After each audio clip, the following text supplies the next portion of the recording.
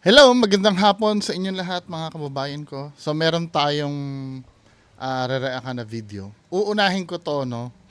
Ayoko magpaka-political pero maraming nag forward ng video tungkol sa politics. Pero doon lang tayo sa mga madali lang pag-usapan, 'di ba?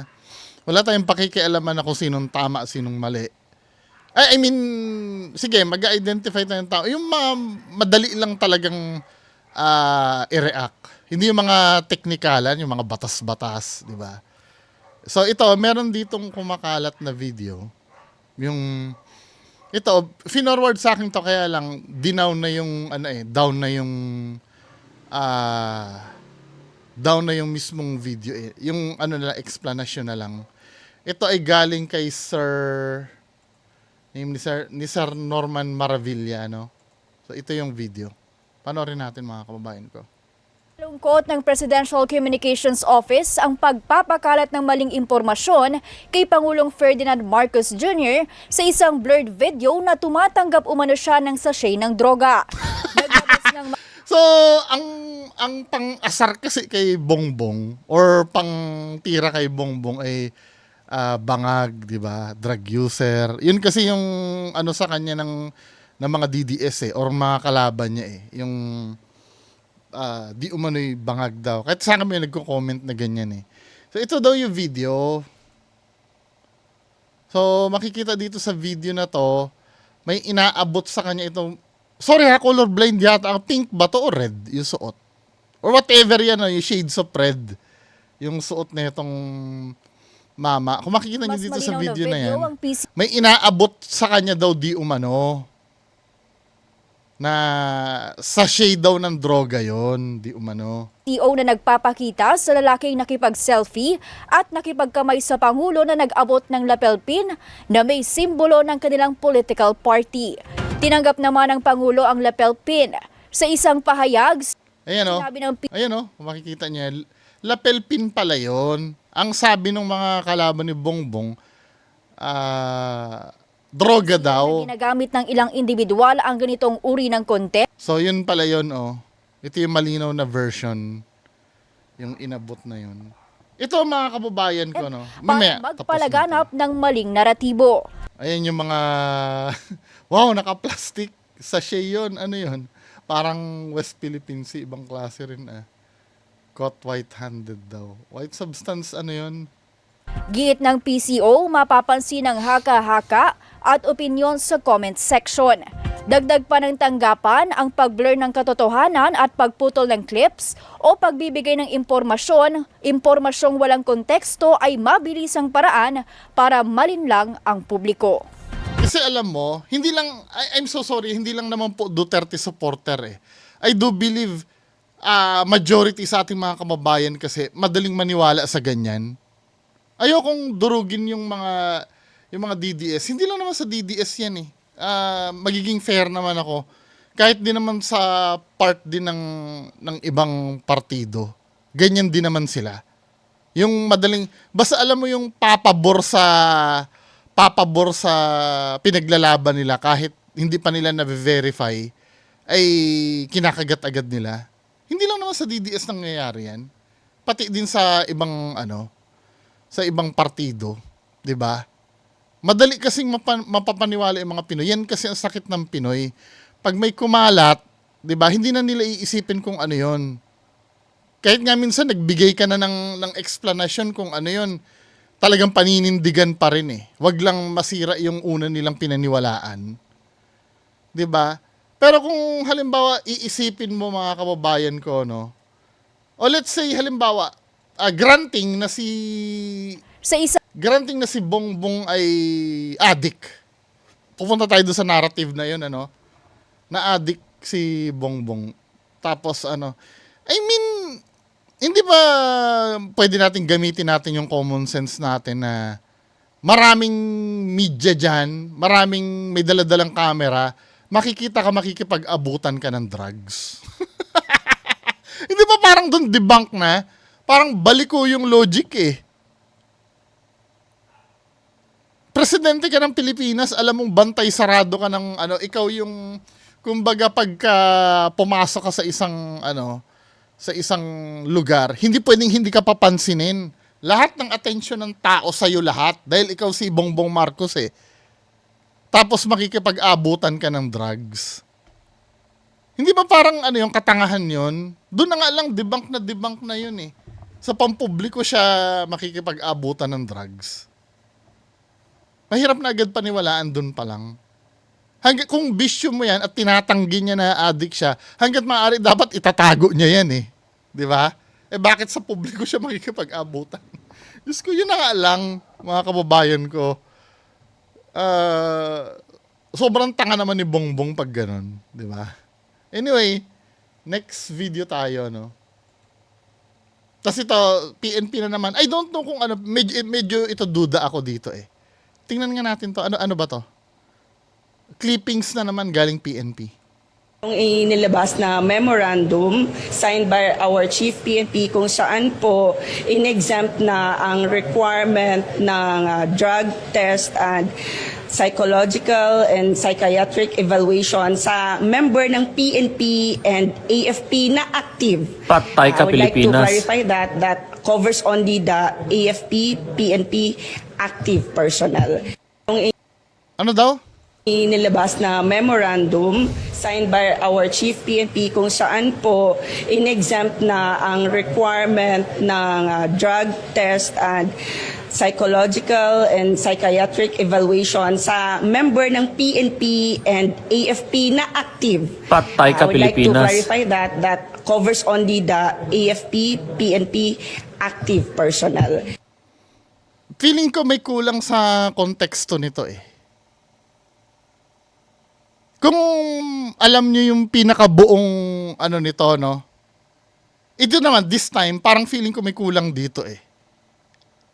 Dun sa unang nireakan natin kahapon, feeling ko kumpleto na yung konteksto nun. Kasi nauutal-utal si ma'am eh. Pero ito, this time, parang feeling ko may kulang dito eh. Pero sa akin, kasi ito, kung ang pagbabasihan ko, yung konteksto netong video na to, di ba? Hindi ako agree doon. Tamo ha? Inilabas na memorandum signed by our Chief PNP kung saan po in-exempt na ang requirement ng drug test and psychological and psychiatric evaluation sa member ng PNP and AFP na active. Patay ka, I would like to Pilipinas. clarify that. Kung yun man ang gusto niyo, hindi naman pwede yun. Di ba? Sobrang baba na ng tiwala ng tao sa mga pulis. Bigyan nyo naman kami bilang taong bayan. Bigyan nyo naman kami ng kahit papaano effort nyo na masiguro sa amin na yung kapulisan nyo ay pagkakatiwalaan. Sobrang pangit na ng image ng pulis. Matagal na. Hindi lang sa panahon ni Duterte. Hindi ito, wait lang ha, medyo magsisegue lang ako. Yung panahon, ito naman, medyo, di ba, pumabor ako kay BBM kanina. Para patas naman, kay Duterte naman, medyo, no? Kasi napapansin ko, unfair yung, for me lang naman, yung pagbintang kay Duterte lahat ng namatay nung drug war. 'Di ba? Yes. May utos naman talaga si Duterte noon na kapag nanlaban daw or kapag babarilin ka, patayin mo na. Or something like that, Let's say may utos nga, I don't know. Minsan kasi pag nagsasalita si Duterte, hindi mo alam kung may catch o wala. 'Di ba? O let's say, halimbawa, pinag-utos ni Duterte na patayin yung Ang pinalalabas kasi na narrative ng mga kalaban ni Duterte, beyond Duterte, hindi pa nag-i-exist ang EJK.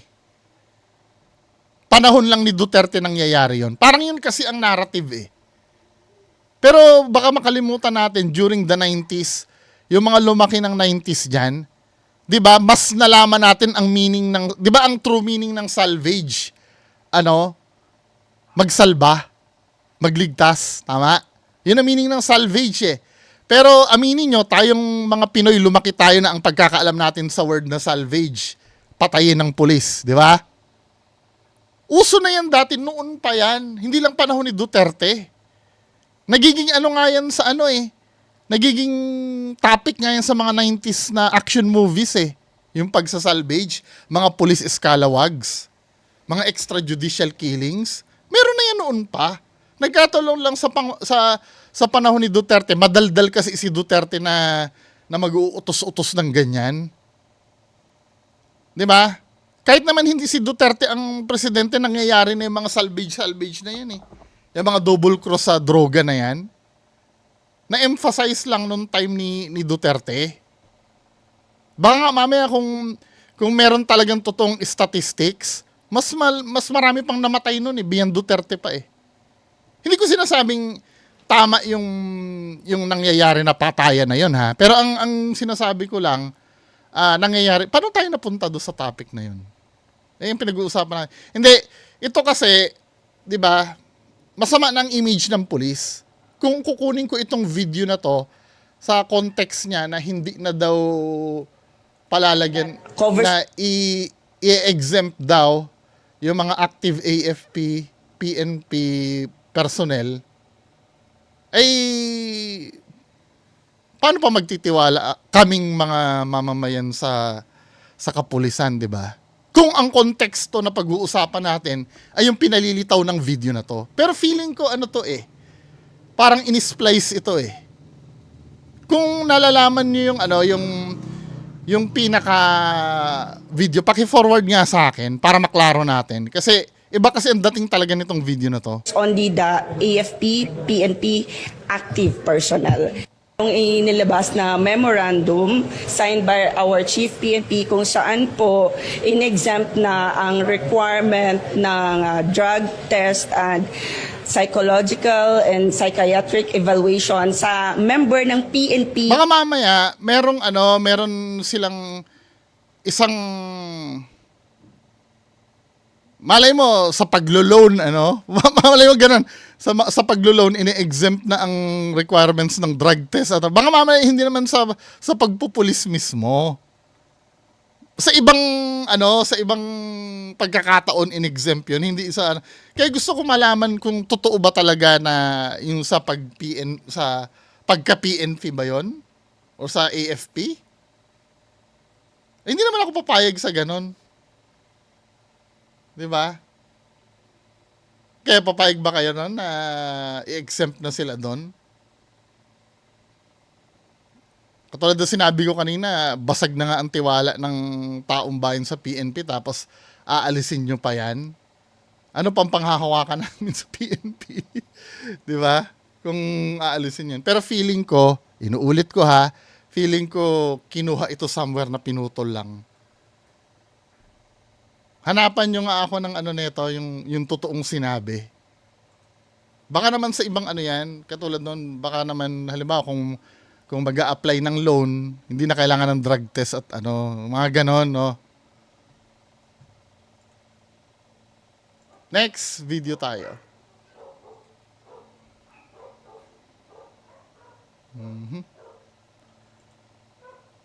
So ano to? Kaya na po ang bahalang humusga sa may Save More Lucena daw. Kaya yun, hindi mo sinisita, hindi mo tinitikitan. Pinapalis mo lang. Oo. Ay, ba't ako tinikitan mo agad at yun na hindi mo tinitikitan? Huwag mo itutok sa akin yan. Ay, hindi. Walang problema eh. Live ito eh. Tara dun. Facebook live ito. Facebook live. Ang inaano ko maging fair ka, bakit yun hindi mo tinitikitan? Ako tinikitan mo. Yun ang Baka naman na yun, may lagay na yun. Ikaw, hindi ka kasama sa club. tinatanong ko sa'yo. Dapat maging fair ka. Palis ko yan. O pinapalis mo lang. Ako, pinalis mo ba ako? Pinapalis kita. Nagsisigaw ka ba doon sa gitna? Tinitikitan mo ako. Ay, binigituan. Sinigawan mo ako, pumisto ka sa gitna. Walang traffic doon. Tuminga dito, Facebook live ito. Yan yan. Facebook live ito. Maging patas ka. Hindi yung mga delivery ang dinadali mo. May lagay kasi yon, ikaw wala ka kasi lagay. Ayun. Oh, ay, may bumarada pa oh. Kitang-kita mo ha. May bumarada pa, ayun oh. May bumarada pa. Paalisin natin. Gusto kong makarating to kay Sir Rapi Tulfo at saka kay Sir Busita na maturuan ng election tong enforcer. Kaya lang ang problem kasi dyan, men, pag i-contest mo yan, ang pag-uusapan dyan ay nagkamali ka ba o hindi. Kung pasok sa grounds yung pagkakahuli sa'yo, hindi kasi pwedeng pang-kontra yun dun sa huli mo eh. Bakit yung iba hindi mo hinuli? Kasi pagka ikaw ay magfa-file na ng complaint, ang pag-uusapan lang natin kung legal ba yung pagkakatikit sa'yo o hindi. Yun lang naman ang pag-uusapan natin eh. Hindi kasi pwedeng ipanglaban yung iba po hindi tinitikitan, hindi inaano. Yun, pwede siguro no kay Tulpo. Parang unfair nga naman yun. Kaya lang feeling ko malabo kang siguro ire-reprimand ito pero yung ano mo, yung ticket mo ongoing pa rin.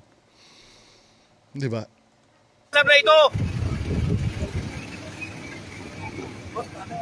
Boss, maging patas ka. Huwag kang tatalikod. Trabaho mo, irespeto kong trabaho mo, pero sana, patas naman. Oh, maging patas ka. Huwag ganun. Hindi ka nagiging patas eh.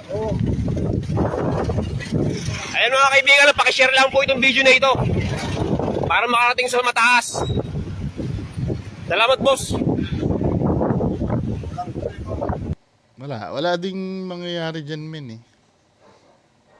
Kailangan may makinig sa yung nasa posisyon dyan para kalusin yan. Pero yung kaso mo, mare-reverse ba yon? Hindi eh. Kasi kung hinuli ka naman sa legal na paraan, kung talaga naman bawal doon, let's say no parking, hinuli ka doon. Kahit pa may mga kasamahan kang no parking din doon. Wala eh. Pag nag-dispute mo yun din ang itatanong sa'yo eh. Totoo ba talagang nag-park ka sa no parking? Opo, yun talaga. Pero maaari siyang kalusin doon. Pero wag kang aasa na mababawi yung ticket mo. 'Di ba? Anyway, ano tong isang video na to? Kayo na ang humusga daw. Kayo na ang humusga sa video to, si tatay. May dadala na bombero. Tapos lang yung sakyan. Ay, tapang ah. Tay, nakikiusap lang sa'yo, tay, atras lang. Oh, hindi ko kami kailangan mamili kung saan kami dadaan. Oh, bombero yan eh, no? May emergency naman kasi talaga. Ayan, oh. Sila ba rito? Ha? Ano? Sila.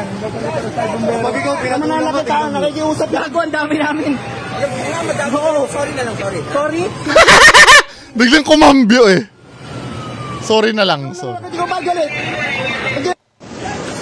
Sorry na lang, sorry. Ang humusga sa video to, Yung pala yung plot twist doon. na bombero. Tapos lang yung sakyan.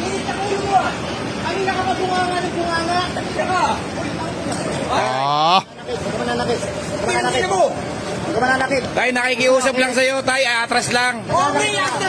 Oh, hindi ko kami kailangan mamili kung saan kami dadaan.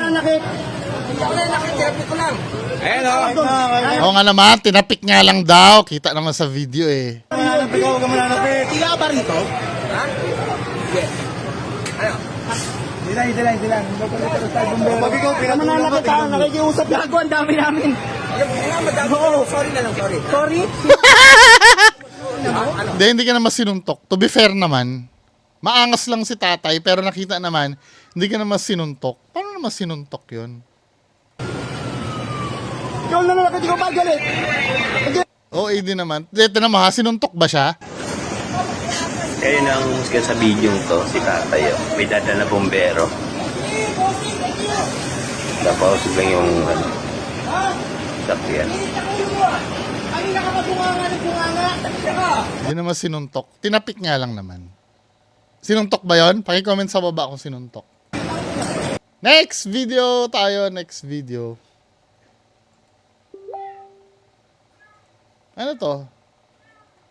Yung si Lola hindi nakatiis na magalit dahil sa magjowang estudyante na naghaharutan sa jeep. patay kayo kay Lola. Di ko sure kung may something sa kanya. Pero scary na siya nung huli. Ang daming sinasabi. Sa mga magjowa dyan na mahilig mag-PDA sa public place, wag sana nyo makasabay si Lola. Kundi lagot kayo. Santo ninyo, saan dito ngayon? Ang mga bata ngayon, malalandi. Kaputikan. Mga bobo. Mga bata daw malala. Oo nga Lola! Hindi po. Sorry po. Ang guwapo mo. Siguro ito si Lola walang asawa, no? Or walang lumigaw sa kanya, no? Kaya naiinggit. Santo ninyo, saan dito ngayon? Ang mga bata ngayon, malalandi. Kaya napuputikan. Oo nga, malalandi kaya nagbubuntisan. Natatawa ako. Pero, hindi siguro walang lumigaw sa kanya, no? Next! O nga naman, huwag kayo lampungan ng lampungan sa publiko, mga kabataan talaga eh. Ito, ano to? Tingnan nga natin to. Ang caption ay, time check, 11:51 PM. Gikuhan nyo, di ko maintindihan eh. Tingnan nga natin to. Ano ba yan?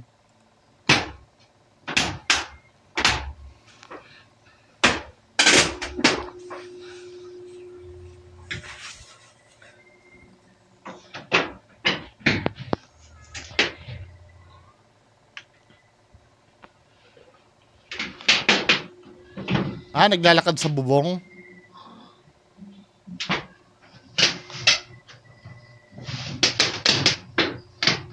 Baka naman pusa.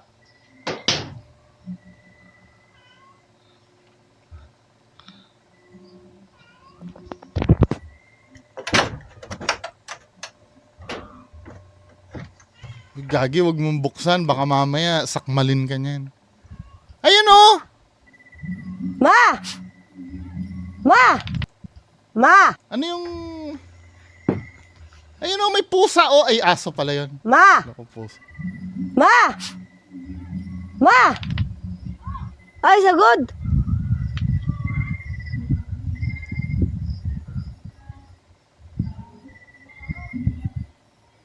Ay, sama! Tingnan nga natin, lagyan natin ng filter ha.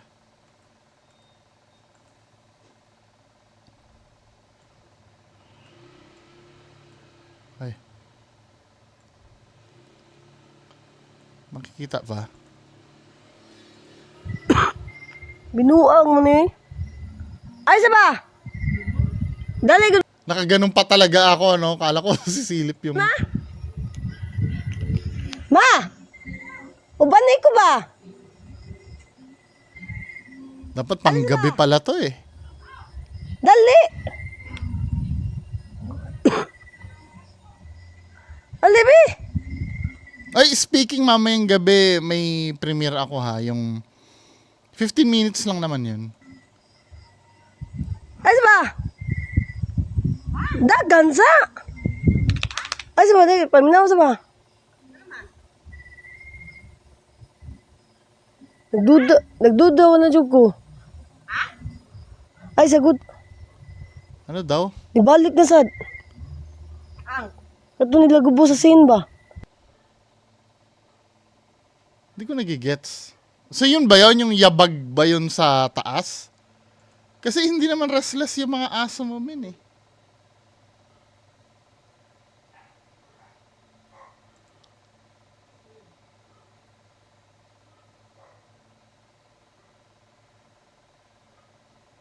Ano yun? Hindi ko naiintindihan.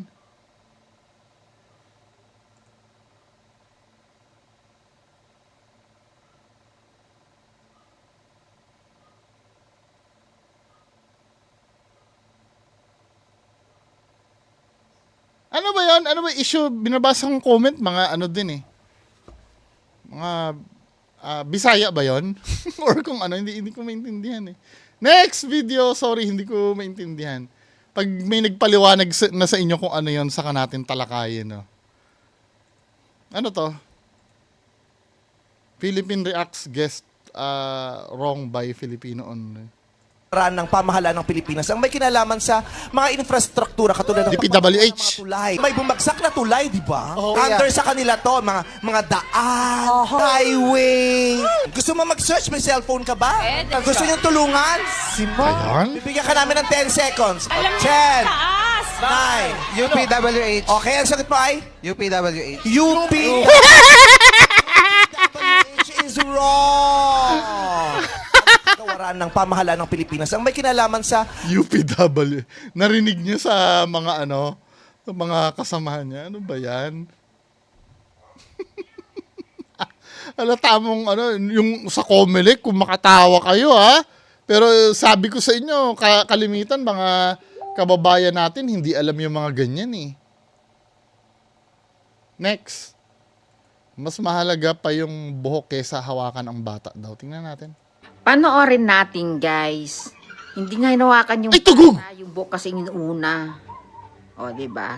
Kawawa na naman yung rider. Sigurado sisihin na naman siya. O, diba? Panoorin Oo nga naman, inaayos yung buhok. natin, guys. Hindi Ay, shit! Wag na, baka mamaya ma-YouTube pa ako. Kasi naman inuuna pang ayusin yung buhok kesa sa anak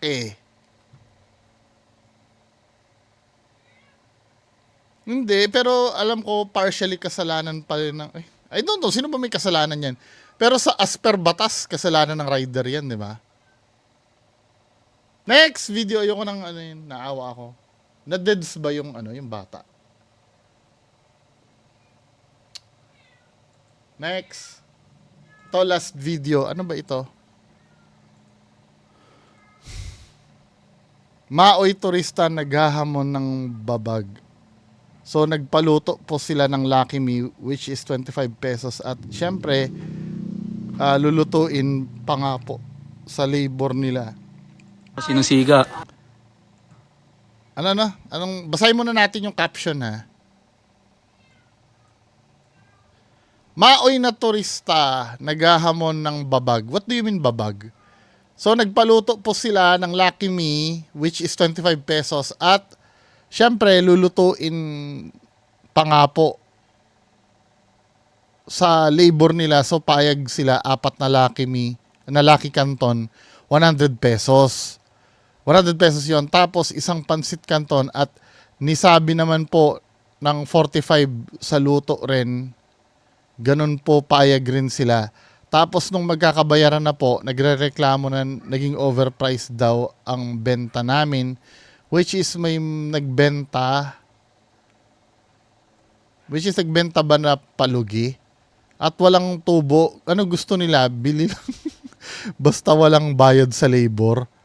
Tapos yung isa, nagmumura raw ako na wala naman silang mapakitang video at sila pa nga ang nagmumura. At naghahamon ng boxing Lesson learned, wag mag-nature trip kung walang budget. So, dalawang kasama nila na naka-black jacket at sando na pink. Thank you sa mahabang pangunawa at pasensya nyo. Kaso yung kasama nyo, sobra silang mali. Hindi, alam mo, wala akong gustong kampihan pero dapat kasi from the very beginning, malinaw na ang usapan. Or ganito, para maiwasan na yung biglaan na ganyan, pay as you order na lang. Kung magpapaluto ng pansit canton, 4 na pansit canton, 100 pesos. Kasi 25 nga naman kasama yung pagluto doon. Naintindihan ko naman yun. Kaya lang dapat pinag-uusapan. At kayo naman, pag nabigla kayo na ganun, kung hindi rin naman kamahalan, halata namang yatang wala kayong budget. Diba? Hindi na dapat kayo nagganyanan. Okay lang po. Ganda-ganda pa na cellphone mo, Kasi kayo nagsabi ng presyo. Kasi kayo nagsabi ng presyo. Si tropa... Hindi, pre, huwag ka na mag-ganyan. Ayan ko yan, sumisiga dito. Dumayo dito, sumisiga. Huwag ka na mag-ganyan. Hindi, okay lang. Hindi, pre. Hindi, pre. Okay na yan, okay na yan. Wala tayong ganyan. Anong okay, pare? Naka-record yan, pre. Tanga ka ba? Pati ka kasama niya, ginaganon niya. Ito po sa Mahihay. Guys, Pati kasama niya, minumura niya. Ganda-ganda ng cellphone mo, hindi ka makabayad ng 100 pesos na pansit canton. para sa 25, 40 pa, balik anong kuya kung gumit ka man ay. Ano kayo eh, super tubong lugaw kasi kayo na eh. Eh di sana lugaw na tininda ko tayo kuya. Bulo pa yun na pinagluto kanina. Isusin nyo. Nagpaluto ka ng hotdog, yung ang ano, wala kang 7 salad ng 75 pesos. 39 pesos yung bigas po, tayo na 250. Ano, 39 pesos? Kapag 39 sa akin, nakakita ng bigas. Pre, ang pangit ng bigas nyo ate. Sa totoo lang. Ito, gusto mo, ito, pero po, tira po. Kasi matigil ko sa mga kasabi nyo, sa mga ibang tao. Ito po. Number 1 rule, pag dayo ka, huwag kang maangas. Pasalamat kayo nakaalis kayo ng buhay na ganyan. Hindi uubra yan pa video mo na yan, men. Pag minasaker ka dyan ng mga taga dyan, minsan ang pag-aangas din, ilagay din sa oras eh. Tamang ano na lang, ay ganun pala kamahal. Pero yung gaganyan ka pa, men. Meron akong pro. Tara na. Oh. Ate, oh. Kuya, binibig. Oh, yan pa, nagamon ng babaw, yung kasama niya. Boxing daw. Oh.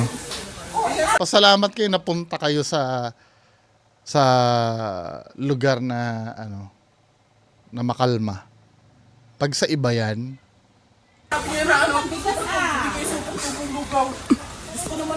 Sinusiga. Oh, okay lang po. Ito kasi nagsabi ng presyo. to be fair naman, medyo maayos naman siya magsalita. Pero nakakatakot yung ganyan eh. Yung mag-aangas ka sa hindi mo teritoryo. 'Di ba? Ano ka, presidente ng Pilipinas? Let's say, sabihin na natin na mali yung ginagawa nung nandun. Diba? Eh, kung ganyan, paano kung may kasama ka pang babae dyan, salakayin kayo dyan? Sasabihin nyo, mabait naman po yan. Magiging kwento ka na lang. Diba? Tama na yung yung ipahayag mo siguro na wag na mag-video ng ganyan. Tapos, anyway, mga kababayan ko, may pahabol pa ba? O, may pahabol pa yata na video. Wait lang ha. Isama ko na to. Ano to, tong video na to?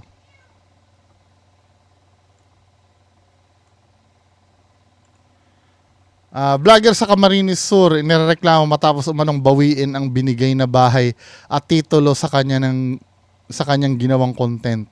Is it true or just for the views? Ang buong pahayag panoorin. Ano na naman to? Sa Camarines Sur, inirereklamo ang isang vlogger na nagbigay sa kanya ng pabahay noon na ngayon ay pilit ng binabawi muli sa kanya. Makikita sa vlog ni Roy Buluan o mas kilala sa Oragon Honey ang pangakong ginawa at pagbigay ng bahay kay Felix Asur noong taong 2021. Ang ilang pangyayari sa vlog, panoorin po natin ito. Dito ka. Ate Basyon, pinapunta talaga kita dito. Tapos, ikaw, alam kung bakit. Dahil, ngayon pala, congratulations. Alam mo yung kung anong surprise namin sa inyo? Hindi ko alam ang surprise. Yung bili nating materyales, sa inyo yun.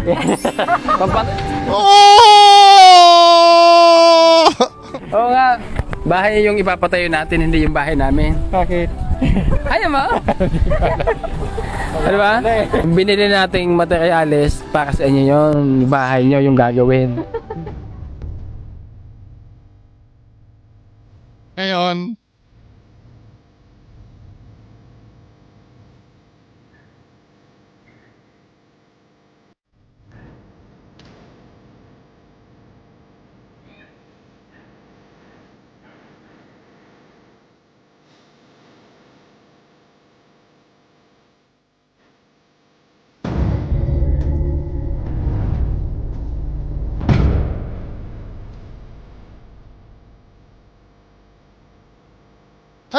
tagal naman walang nangyayari. Binawi, bakit? Tama ba? Okay, 2021, simula na nagbigay ng pabahay itong vlogger na si Roy sa inyong pamilya. Tama? Opo, ma'am. So, 3 taon na pala na nakalipas nang bigyan kayo ng pabahay nitong vlogger na si Roy. Ano yung nangyari? Bakit niya ngayon binabawi itong bahay na ibinigay sa inyo? Humingi lang po ako, ma'am, ng katibayan ma'am, sa bahay, ma'am, na para meron kami may sarili kaming papel na sa lupa't bahay po. Yun ang hinihingi namin, sabi, ma'am, sa barangay po, ma'am. Hindi niya ba maibigay, ma'am? Okay, so kayo yung nag-demand na humingi ng katibayan na itong bahay ay talagang totally binigay na sa inyo ng vlogger.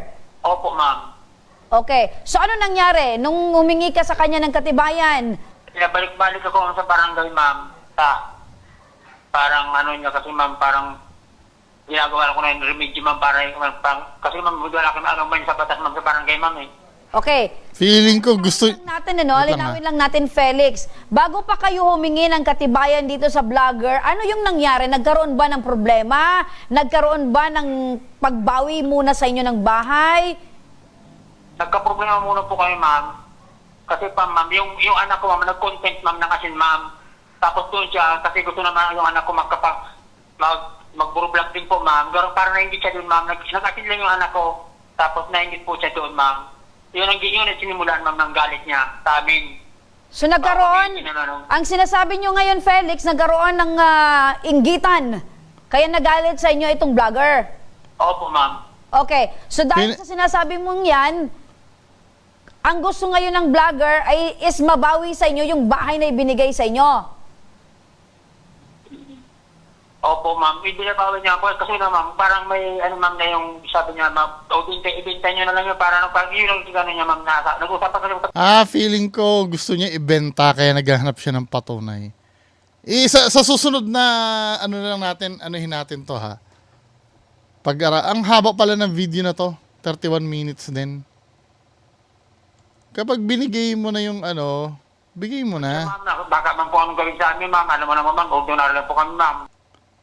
Kung binigay na, wala nang bawian. Magkatabing bahay po sila.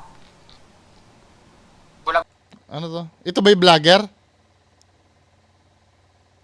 Ang gulo din ng kwento eh. Anyway, pag-aralan ko na lang, balikan na lang natin next meeting natin.